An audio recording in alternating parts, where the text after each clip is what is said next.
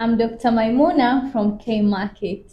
Hivi ulishawahi kujiuliza kwa nini unapata dark spots, melasma, hyperpigmentation? Guess what? Hizi conditions zote husababishwa na enzyme inayoitwa tyrosinase.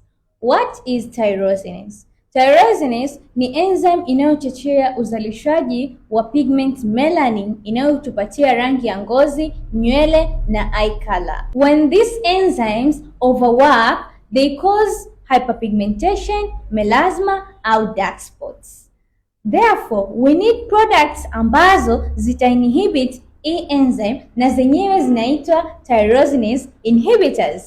And here we have examples of tyrosinase inhibitors. The first one, alpha-arbutin. Alpha-arbutin is the strongest tyrosinase inhibitor, helping in dark spots and melasma. The second one, tranexamic acid, in bracket TXA.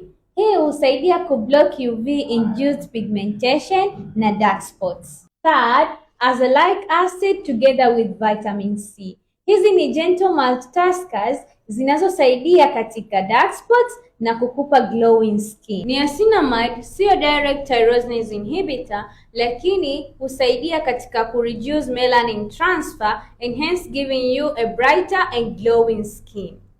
When using tyrosinase inhibitors, remember that these are not bleaching agents. Ni lazima uzipe muda and consistency is the key. Remember to wear your sunscreen every day.